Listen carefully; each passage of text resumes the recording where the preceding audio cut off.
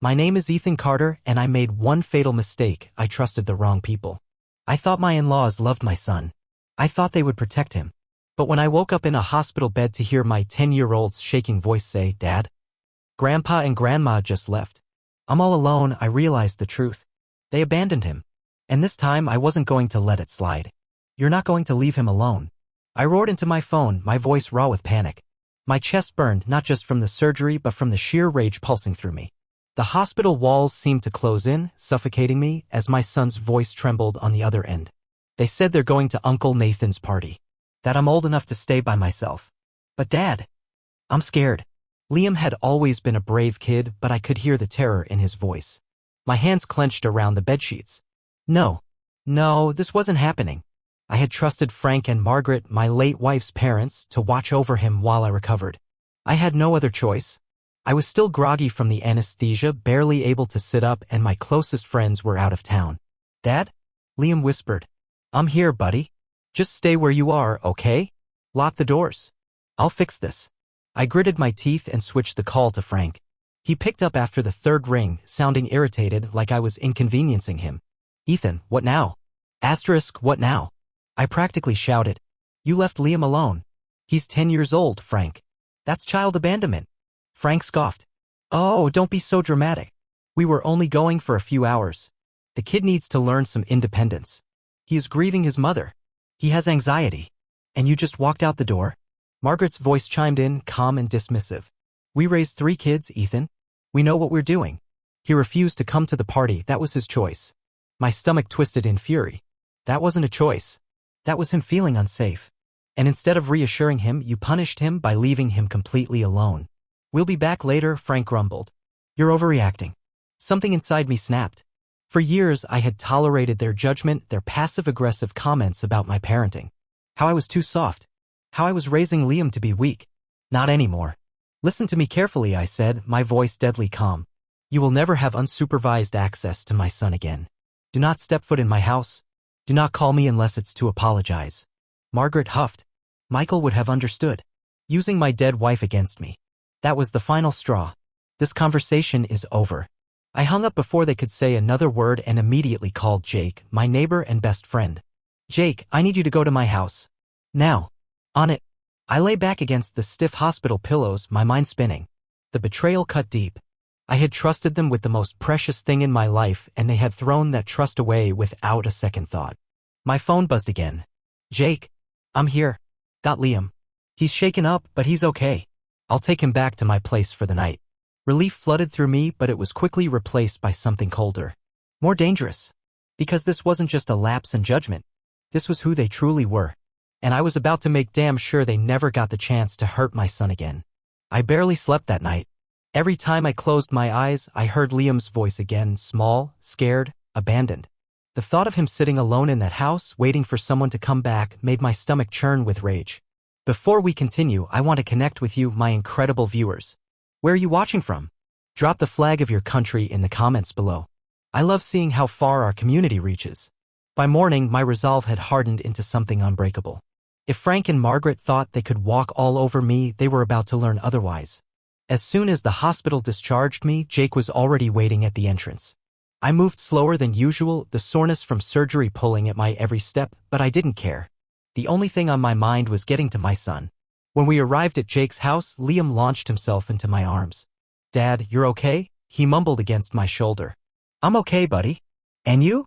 Did you sleep all right?" "Kinda." I kept waking up, thinking maybe they'd come back. I gritted my teeth. "That won't happen again. I promise you." Back at our house, I wasted no time. The first thing I did was change the electronic passcode on the door. Then I called a locksmith to replace the physical locks. Liam sat on the couch, watching me cautiously. "Are Grandpa and Grandma coming back?" I met his gaze, choosing my words carefully. "Not for a while, kiddo. They made a bad decision. And when adults make bad decisions, there are consequences. But they said I was being a baby." His voice was barely above a whisper. "Grandpa said Mom wouldn't have wanted me to be scared all the time." White-hot anger surged through me. Using my dead wife against my son? That was beyond cruel. I knelt beside him, steadying my voice. "Listen to me, Liam. You are not weak. You are not a baby. You are a kid who knows when something isn't right, and that takes real strength. I am so proud of you for calling me. His lower lip trembled and he threw his arms around my neck. That night, I started making calls. First to Child Protective Services. Then to a lawyer.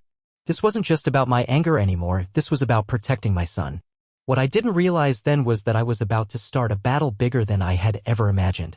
Because the next morning, my phone rang and the name flashing on the screen made my blood run cold. Frank.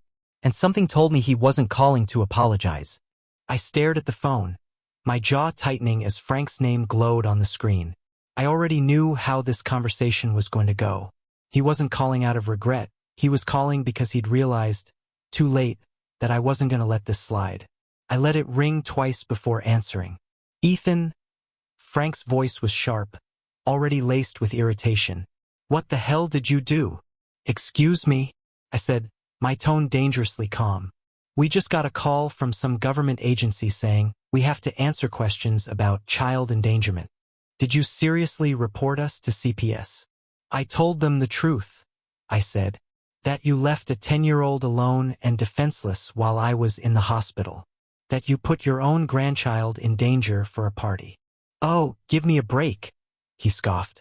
It was a family gathering, not some reckless night out. We weren't gone that long.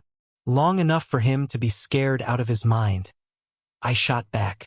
There was a beat of silence before Margaret's voice cut in, shrill and indignant. Ethan, this is ridiculous. We've done nothing but try to help you. And this is how you repay us? By dragging us through a CPS investigation. I took a slow breath, forcing myself to stay controlled. Helping me would have meant keeping my son safe. You didn't. And now there are consequences. You're being unreasonable, Margaret snapped. We're his grandparents. We have rights. You don't have a right to put my son in danger. Frank's voice turned cold. Well, we spoke to a lawyer, and we're filing for grandparent visitation rights. You're not going to shut us out of his life just because you've got some chip on your shoulder. I clenched my jaw so hard it hurt. A chip on my shoulder? Are you kidding me? This isn't about me. It's about the fact that you abandoned a grieving, anxious 10-year-old and then told him he was weak for feeling scared. And now, instead of owning up to it, you're trying to play the victims. We're not going to be kept from our grandson, Ethan, Margaret said, her voice tight with anger. You don't get to make that choice. Watch me, I said, and hung up. I sat there for a long moment, my pulse pounding. Then, without hesitating, I called Alice, my lawyer. They're threatening to file for grandparent rights, I told her. How much ground do they actually have to stand on? Not much, she admitted. These cases are tough to win, especially since you're the sole custodial parent. But it does mean they're going to make your life hell trying. Let them try, I muttered. I'm not backing down. The next few days were a whirlwind of legal preparation, documentation, and emotionally draining conversations. Liam stayed close to me, quieter than usual, like he was afraid this would all spiral into something worse.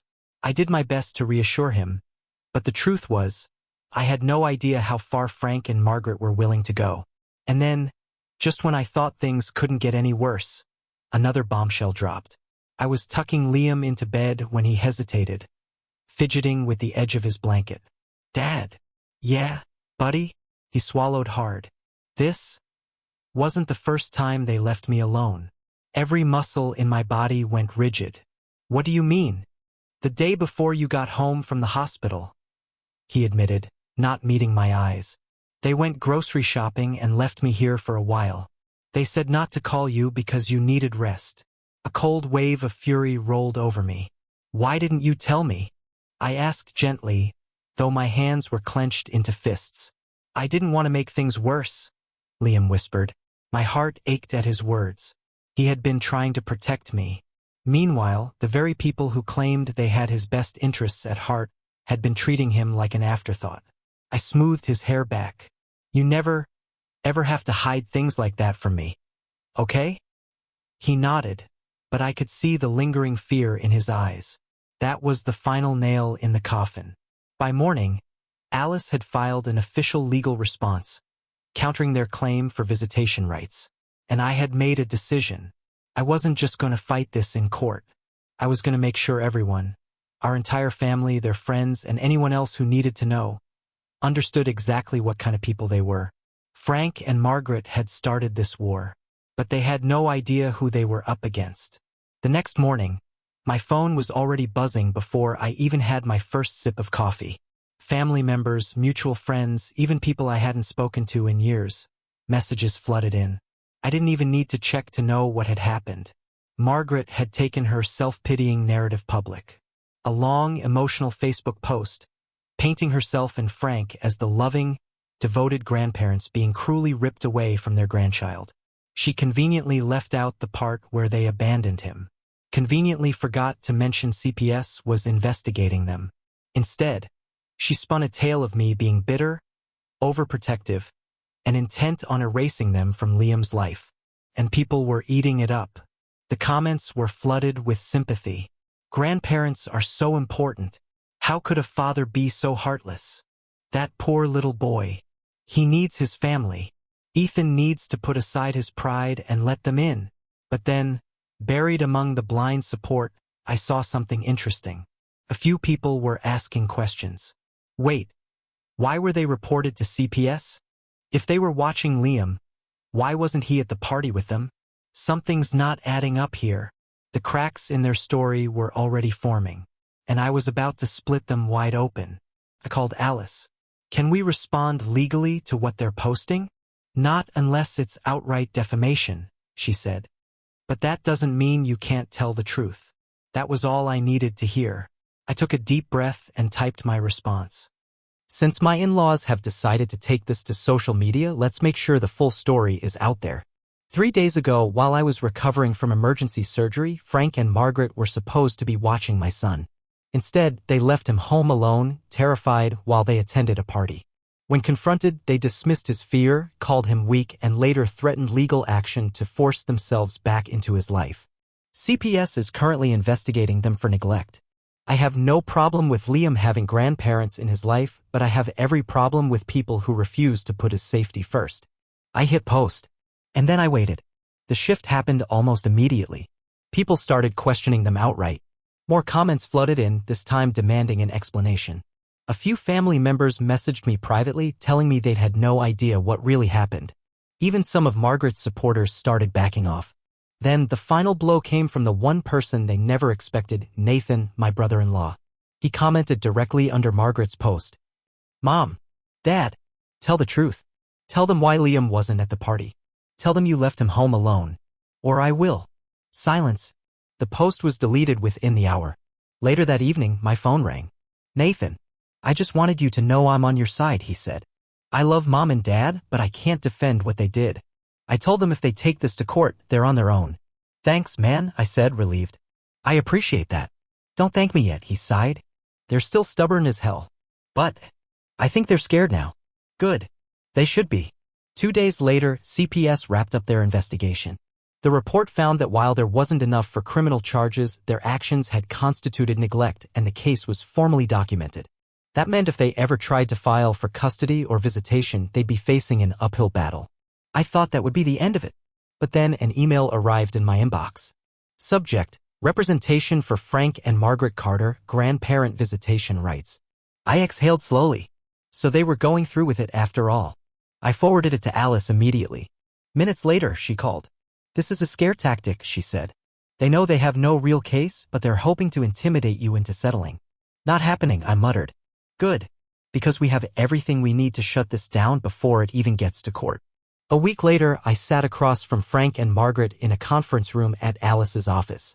Their lawyer, a stiff-looking man in a gray suit, laid out their case, citing their long-standing, meaningful relationship with Liam and how they feared for their continued bond due to my excessive control. Alice let him finish. Then she slid the CPS report across the table. This is your meaningful relationship, she asked coolly. Leaving a 10-year-old alone multiple times, lying about it, and then trying to manipulate him into keeping quiet? Frank's face reddened, but he said nothing. If this goes to court, Alice continued, we'll present this report, Ethan's full documentation of past incidents and statements from Liam himself. You won't just lose visitation. You'll lose every shred of credibility you have left. The lawyer sighed and turned to them. I advise you to settle. Margaret looked at me then, eyes filled with bitterness. So what happens now? You just cut us out of his life forever. I met her gaze evenly. That depends on you. We laid out the terms: mandatory family counseling, supervised visits only, and a zero-tolerance policy for overstepping boundaries. They balked at first, but in the end, they had no choice. They signed. 3 months later, I watched from a park bench as Liam sat across from them, explaining a new game on his tablet. They listened, really listened, without dismissing him, without pushing him to toughen up. It wasn't perfect, but it was progress. And more importantly, it was on my terms. At its core, this story isn't just about a legal battle or family conflict, it's about protecting what matters most.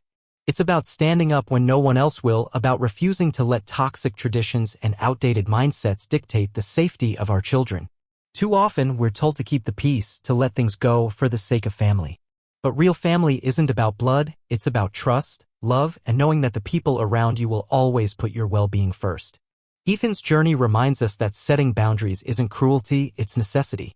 That speaking up against neglect isn't an overreaction, it's a responsibility. And that sometimes the hardest fights are the ones we never expected to have. Now, I want to hear from you. What do you think about this story? Comment 2 if you liked it and 7 if you didn't. Let's get a conversation going. Have you ever had to stand up against family for what was right? Share your thoughts below. And if you enjoyed this story, don't forget to hit that like button and subscribe to Mr.HeartVibes for more powerful, thought-provoking stories like this one. Your support helps keep these stories coming, and I appreciate each and every one of you for being part of this community. See you in the next one.